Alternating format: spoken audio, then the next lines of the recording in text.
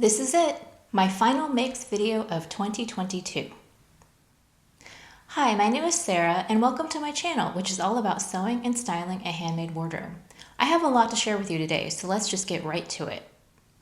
Starting off with tops, I have two makes from the same pattern to share with you.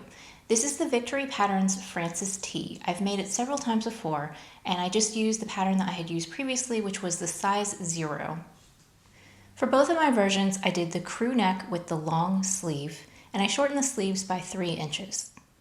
Both of these tops were fairly uneventful makes. The fabric that I used was from the fabric store. I bought it last year in their Black Friday sale, and I had 5 pieces of merino jersey in my stash, and I really wanted to get them all sewn up. The green version is their premium merino wool, and it's a little bit thicker than the other version, which was a dead stock fabric, I believe, and I actually purchased it as 2 separate remnant pieces, and one of the pieces actually had a hole in it. So because it had a hole in it, and because the fabric was striped, for the second version, I actually cut it all out on a single layer so that I could try to match stripes or as best as I could and make sure that I wasn't introducing any flaws. It gets really cold where I live in the winter, so I've been wanting to add some long sleeve layering pieces to my stash that were made out of merino jersey so that I could use it as a base layer on super cold days. Now, since I finished these tops, I've actually been wearing them pretty frequently, and they are so warm that they're actually a little bit too warm, but just this past week I wore the green top underneath a dress to the office. And it was actually so hot that I contemplated going to the bathroom and taking it off because it was just so incredibly warm. So I'm sure that future me will be really happy for that, but for now they're actually a little bit too warm to wear as layering tops, but they're actually fine to just wear on their own. I had one more jersey left from last year's Black Friday sale, so I decided to go ahead and get that one sewn up, and for this one I chose a slightly different pattern. This is the Sew Over It Edie top. It's in their ebook, Work to Weekend. I've also made this top one time before, and this is the size 8, and I did modify the pattern a little bit to bring the neckline in closer to the shoulders a little bit so that it's less wide. The pattern instructions also tell you to just sew around the neckline with a straight stitch on your sewing machine, and I tried to cover stitch it. It turns out that that was a bad idea because the neckline hem is so narrow that I had a really hard time maneuvering the cover stitch underneath my machine. So if I were to do this over again, I would just do what the instructions tell you to and straight stitch the neckline. It would have been fine. This neckline did turn out okay in the end, but it's a little bit messier than I would like. This fabric is also from the fabric store, and it's another dead stock, but the blend is a little bit different. This one is a merino tencel jersey, and it's actually a lot thicker than the other stripy one. The beige and taupe version is really thin. In fact, it's almost see-through. It's so thin. But this is actually quite thick. Like, I wouldn't call it a sweater knit, but it has a similar weight to, say, like a cashmere sweater, if you've ever bought one of those. In the grand scheme of things, it's lightweight, but for a jersey, it's really quite heavy. So I really like that about it. It has a nice weight to it. It has a good drape to it. And I really love the color. This pinky and white stripe, I think, is really, really fun. And this one does feel similar on to the other two. It's also super, super warm. It's just the neckline is a little bit different than the other two. I just know that I'm going to get so much wear out of all 3 of these tops when it gets really cold out. And I have quite a bit of leftover remnant pieces that I might be able to cobble something else together with the scraps a little bit later on. So now I want to talk to you about a few gifts that I made for my husband, and I'm going to throw you back to past me, and I'll catch up with you in a little bit. Now, a little bit of background. My husband is basically an extremely sustainable wardrobe person. He basically does a capsule wardrobe without trying. He has a very small closet, and he tends to wear the same clothes over and over again until they are literally rags. So some of the things in his closet are getting a little bit shabby, and earlier this year he had asked me if I could make him some pants because he had this particular pair of ready-to-wear pants that he really liked, but they were discontinued, so we couldn't buy them anymore.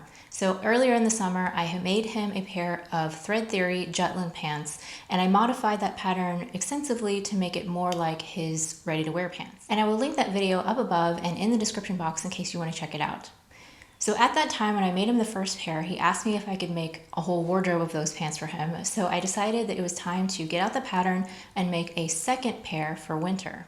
So I used this beautiful stretch corduroy fabric that I bought from D&H Fabrics. They had a wonderful 50% off sale. So I got this at a really good price, and I bought 2.5 yards. And this is the size 32 as a base point, but like I said, I did a lot of modifications to the pattern in order to make it fit my husband the way that he wanted. But the original pattern that I started with was the size 32. Now, instead of the darts, I did create a yoke on the back, and this basically has like jean styling. But because this corduroy is a little bit dressier, I did not do a lot of top stitching. I kind of just let the fabric stand on its own. So I had my husband try on the pants, and he says that they are really soft and really warm, and they might be the nicest pants that he's ever owned. Way back in the day, I had made him a different pair of corduroy pants that he wore until they fell apart, and he says that he hasn't had another pair of corduroy pants since then. This was probably like 10 years ago. So I'm very happy to be able to add another nice pair of corduroys back into his rotation. Now, unfortunately, I don't think I'm going to be able to get any modeled photographs of my husband because he is not feeling well right now. So I just don't want to bother him for photos, but I will insert some pictures and clips so you can see what it looks like full length. So after I had finished those pants, and I got such a wonderful reaction, I was thinking that I should make my husband something else. And because he is a very outdoorsy type of person and we have a very cold winter where I live, I wanted to make him a merino jersey top. I actually wanted to make a few of these for myself, and I had bought 5 pieces of merino jersey from the fabric store in New Zealand last year, and they'd been sitting in my stash for nearly a year now. So I told myself, stop hoarding them, just get them out and use them. So I got out a black heathered lightweight jersey, and I cut out Simplicity 9337. This is a unisex wardrobe pattern, but one of the pieces that it includes is a long sleeve t-shirt. And I really, really liked this t-shirt because it has cuffs and a hemband, so you don't have to do any cover stitching, no hemming at all. You can do the whole thing on the serger. Now, I didn't want to go through the hassle of measuring my husband to see what size to pick, so I just went into his closet and chose a shirt that he already owns, and I measured that shirt, and then I compared it to the finished garment measurements of the pattern. And based on those measurements, I chose to make a size extra small up at the shoulders and the chest, and then I graded up to a size small at the hem. And then I shortened the body 1 inch and I lengthened the sleeves 1 inch. And I am so happy to say that that actually worked really well and the shirt fits him perfectly. So I was really proud of myself that I was able to get such a good fit without even having to measure him. So this is the top. It's kind of really nothing special to look at, but it's very, very light, very soft. He says it's not itchy at all. And one thing I forgot to do was I meant to put a tag in the back because when there's not a tag, my husband has the hardest time trying to figure out the back from the front. So I went back in and just did a little bit of an embroidery X on the back so that he would know what the back was. But other than that, it turned out really, really well. It sewed up so quickly because there are bands, there's no hemming at all. So the dilemma is, and I feel like I created a monster here, he tries on that top, he absolutely loves it, it fits him perfectly well, it's gonna be wonderful as a base layer for this winter. And he says to me, can I have like 5 more of these? And of course, in my mind, I'm like, what the F? You know, like I just made you a really nice pair of corduroys and a really, really nice merino jersey top and you want 5 more of them? So I reflected a little bit and remembered that I do have 5 pieces of merino jersey in my stash and that it would probably be okay if I sewed up another one for him and then kept the other 3 for myself. So I told him that I could make him 1 more. So I did.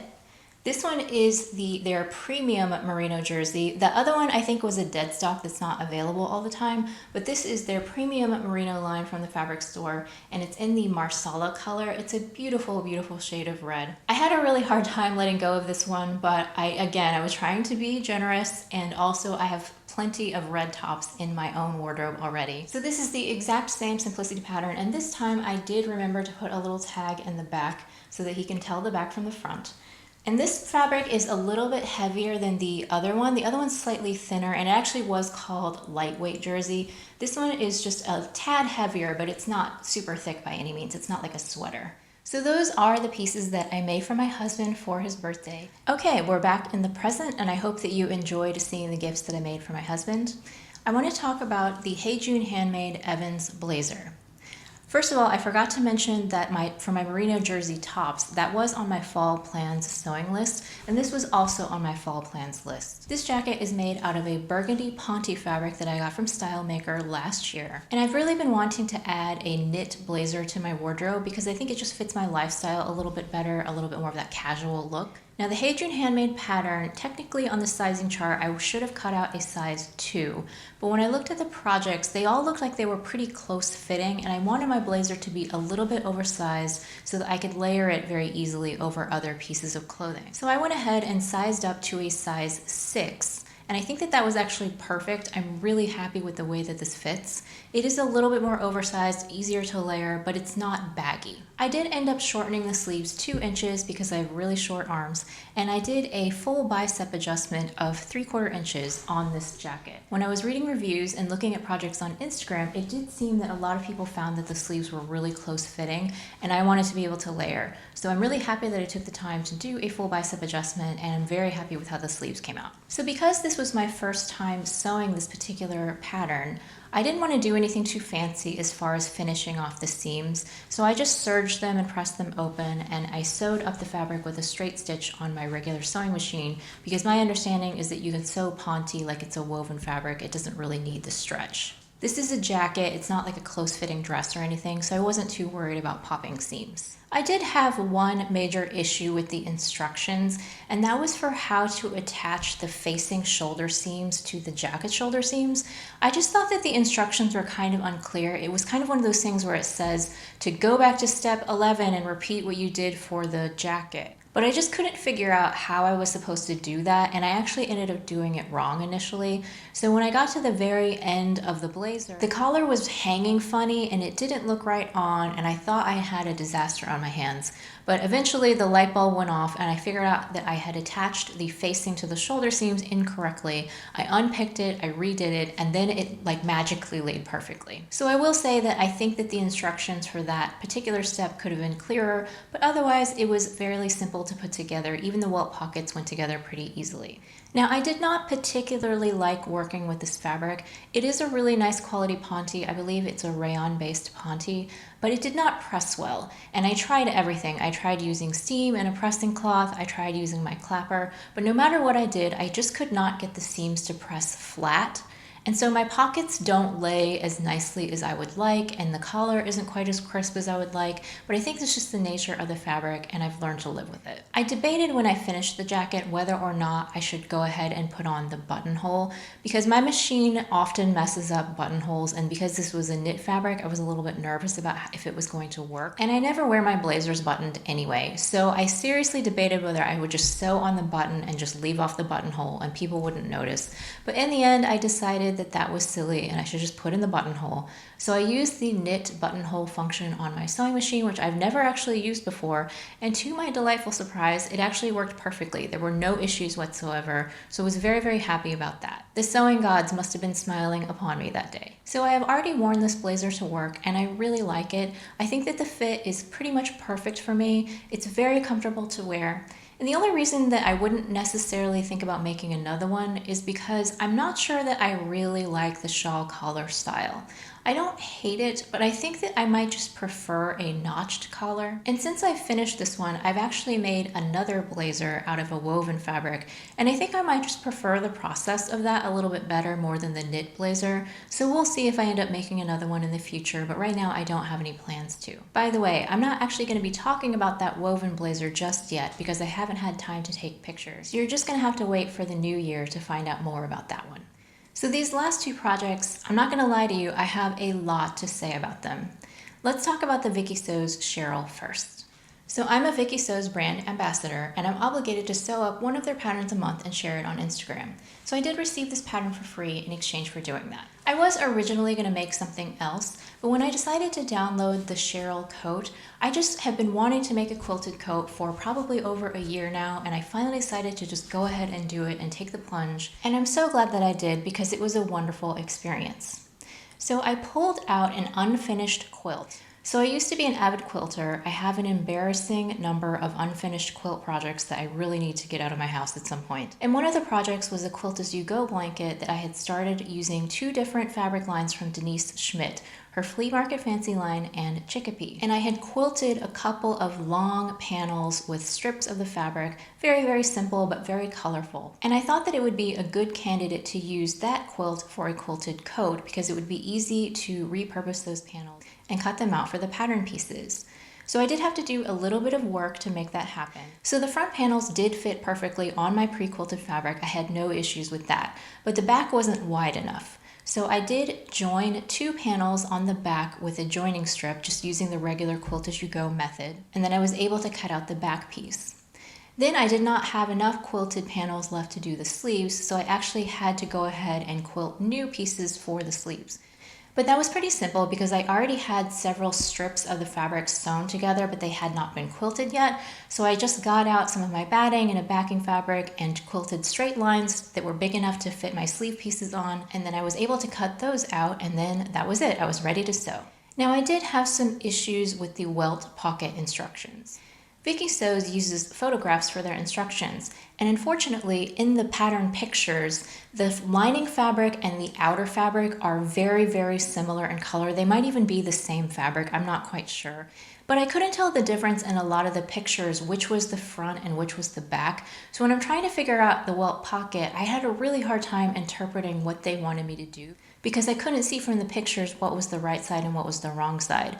So there was one step that I got really tripped up on. I just couldn't figure it out. And so in the end, I just sort of set the instructions aside and used my own brain to try to figure out how I could build the welt pocket so that there were no exposed seams. Because you not only do a welt pocket, but you also French seam the pocket bag. So there's no raw seams showing on either the inside or the outside of the jacket or on the pocket. So it did take me a little bit of brain power to figure out how I was supposed to do that. I'm not sure if I did it the way the instructions wanted you to, because like I said, I had to kind of just wing it. But in the end, I was able to successfully sew the pocket and I don't have any exposed seams, so I'm going to call that a win, whether I did it right or not. Other than the pockets, this jacket is actually really pretty easy to sew. Because it's pre-quilted, you just sew the seams and then you bind them. Now I did do a few things that were not in the instructions. I went ahead and graded my seams in order to remove some of the bulk. And I truly believe that that was necessary because the batting that I used is Quilter's Dream Request, which is a really low loft, 100% cotton batting, and it's very thin. Most of the batting that I've worked with in the past is actually quite a bit thicker than this, and so I had a pretty hard time with some of the seam intersections with them being so bulky, that I really think that grading the seams is necessary, because if you use batting that's even thicker than what I used, you would have an even harder time. Additionally, when I was putting the binding on the outside of the jacket and going over like the shoulder seam, I had to go ahead and hammer that down with a mallet to make it a little bit flatter so that it would go through my machine. So as far as pattern alterations go, I just realized I didn't tell you what size I made. I made the size extra small in the shortest height bracket. Now when you look at the modeled photos, this coat is meant to be really oversized, so I knew that that was the style. But I do think it's a little bit overwhelming because I'm only 4'9". I did shorten the sleeves 3 inches, and when I first initially finished the coat, the sleeves were still quite a bit too long. However, I had a fair amount of confidence that this coat was going to shrink in the wash. Now, I am basically religious about pre-washing my garment fabric, but I do not pre-wash quilt fabric because when I make a quilt, I want the quilt to shrink up and give that vintage crinkly look coming out of the dryer. So because I had already started this quilt before, none of my fabric had been pre-washed. So I knew that when I washed it and dried it in the dryer that it was going to shrink. And that really ended up working out in my favor because I think that the sleeves ended up shrinking about 2 inches, and now it's pretty much perfect. I can either leave it long or I can even just roll it up and cuff it a little bit. And overall, I would say the coat looks a little bit less baggy on me than it did when I first finished it. The coat is supposed to be finished with snap closures that you sew on, but I decided not to do closures because the way that I'm going to wear this coat is basically just as sort of like a robe or a house coat. My intention is to wear the coat on those super cold days when I'm at home, and I really want to wrap up in something warm. I have a feeling that this coat is going to be like wearing a blanket, but just a little bit less bulky than it would feel if you wrapped an actual quilt around you. And I think that it's absolutely perfect for that function. I probably would never wear it outside the house as an actual coat because it wouldn't be warm or windproof enough, but for my stated intention, I think that it's absolutely perfect. Now, I've mentioned many times before that I'm a neutral gal and that I don't really wear a ton of colors, so this is certainly a much bolder and brighter garment than I'm used to wearing, but I absolutely love it. I love the colors, I love how bright it is, I love the stripes. I really enjoyed the process of making this coat, and I'm already super excited about making more quilted coats in my future, because it's really made me appreciate again how much I love quilting, and wearing it is like wearing a little hug, and it just makes me so happy. This garment is truly one of my favorite makes of all time. I did do a little YouTube Shorts series about making this coat, so I will link that playlist down in the description box and up in the cards in case you're interested in watching it. Oh, and before I forget, if you're interested in any of the Vicky Sews patterns, you can use my code SARAH to get 20% off your purchase. This is an affiliate code, and I will receive a small commission if you use it, and so I thank you for your support. So after the success of making the Cheryl coat, I decided to tackle my one unfinished object. Now, I am normally a person who starts a project and then finishes it. Probably because of the 30 unfinished quilts that I have lying around my house, I know that if I put something down, I might never pick it up again. So with my sewing projects, I'm really diligent about just making one project at a time. However, back in 2021, I had put the Sew Over It 1960s coat on my Make 9, and I had started it, and I can't even remember why I put it down. I think I just needed a break from it, and then I did not pick it back up again until November of 2022. This coat is also on my 2022 Make 9, and I've realized as I looked back through my Make 9 that I was actually really close to finishing it, and I'm like, you know what, I should just get that coat out and get it done so that it's off my list and it's not hanging over my head anymore. Earlier in the year, I was kind of thinking that I just wasn't that interested in making this coat anymore and that I might never finish it, but I just didn't want that hanging over me, and so I'm like, no, I'm gonna get it out and get it done. So this is my coat. I made the size 8 in the shorter view. The fabric that I used, I purchased in 2013 to make my husband a coat, and then I decided that I wasn't gonna do that for him, so I just repurposed the fabric for something for me. I purchased the fabric such a long time ago that I don't even remember what it is. I originally thought it was a wool blend, but at this point I think it's probably mostly synthetic. And the lining, I do remember that the lining was a kashi lining, which is a little bit thicker and heavier and warmer than a standard lining. I have no complaints about the lining. I actually think that was a really good buy, and I would buy that again for a coat. Now, I have no idea what happened to my original pattern pieces. I think I might have thrown them away, so I don't know exactly what alterations that I made. I do know that I shortened the sleeves 4 inches because I had written that down on the lining pieces, which I did still have. But besides that, I suspect that I didn't do any other sizing alterations, but I'm not really sure. I did go ahead and insert thin shoulder pads and sleeve heads in the coat. There is a lot of hand sewing. The interfacing that I used was a woven non-fusible, so I had to hand stitch a lot of the interfacing to the outer shell, which is not my favorite thing to do. Additionally, I didn't realize at the time that I bought the pattern, but this coat does not have a bagged lining, which means that there's a lot of hand stitching the lining to the coat. The reason that I don't love hand stitching is because I have some problems with my hands, and doing a lot of hand stitching does cause my fingers to hurt, but I just took my time with it, and I would take frequent breaks, and I was able to get there in the end. Now that I've actually made the coat, I shortened the sleeves too much. When I went to hem the sleeves, they were just going to be too short, and so I actually made a shallower hem in order to make them a little bit longer.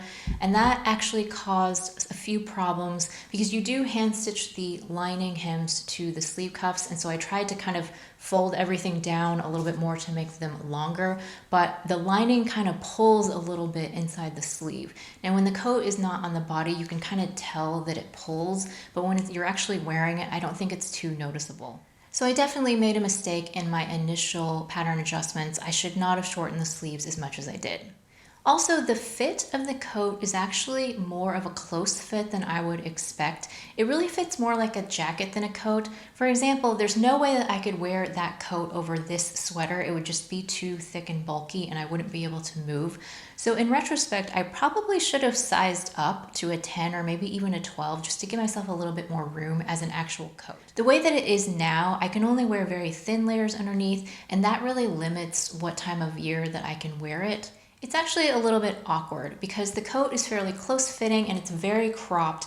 It seems like something that you would wear more like in the fall, like it's not a super warm thing, but the actual fabric is mega thick and warm. So I have worn this coat a couple of times in kind of like 40 or 50 degree weather, and I was like sweating underneath the coat, like it's so hot. So although I do like the look of it, I would say it's a little bit impractical, at least for where I live. The other thing, and this might just be because of the color, but I do also think it's because the fabric is synthetic, It attracts dog hair like nobody's business. Like every time I put it on, I attack it with a lint roller and I try to get as much dog hair off as I can, but my dogs shed a lot, and so I just walk around and the next thing you know I look down and I'm covered in dog hair again. So I find that pretty annoying. There's one last thing that initially I really wanted this, but now I'm thinking it was probably not a good idea. And that is that when I was sourcing materials for this coat, I wanted shiny gold buttons. Like I was just obsessed with the idea of having shiny gold buttons on this coat. And I searched for them everywhere. I ended up having to buy them from overseas somewhere. Like I don't even remember where I bought the buttons. It was a long time ago. But I know that I couldn't find them at Mood. I couldn't find them anywhere because it was just really hard to find buttons that didn't have some kind of decoration on it, like anchors or lion heads or anything, or that was like kind of an antique look. Like I wanted shiny gold buttons. So I finally found some and I ordered them, and they were pretty expensive. I think it was probably about $35 with shipping for these buttons. And then when I went to sew them on my coat, I ended up scratching the underneath side of the buttons because it is a shank button, so I'm sewing it on my hand, and the needle would kind of hit the button and scratch it up really bad. And that's when I realized, oh yeah, this is why you don't want shiny gold buttons, because anything that touches it is going to chip it or scratch it, and it's not going to look very good. So it was another thing that, yeah, it looks good in theory, but over time it's probably not the most practical thing. I do think it looks good though. There is one more thing I forgot to tell you. The instructions want you to put a button on the underneath side. So you have like your shiny gold buttons on the outside, and then there's supposed to be one button that you attach on the inside that isn't seen from the outside. I have had coats like that in the past, and I never ever button that inside button, so I just didn't bother to put it on because what's the point? I was also very lucky, and the sewing machine gods were smiling on me that day as well, because I was really terrified of doing the buttonholes, but they actually went in without any incident at all. It worked perfectly, so I was very thankful and grateful for that, because there are quite a few thick layers that you're going through when you're making the buttonholes. If I had it to do all over again, I definitely would have done some things differently, but since I can't change what I did, I am happy with the result that I got. I do think that the coat looks really nice, and I think that I'll wear it in moderately cold temperatures, like maybe 20s and 30s might be the ideal time, and then I'll just put it away for the season when it gets too cold. In all, I'm really thrilled with the makes that I have created for fall and winter so far, and I'm looking forward to getting even more things off my plans list. If you haven't seen that one, I'm going to put the link up here so you can check it out. Thank you so much for watching.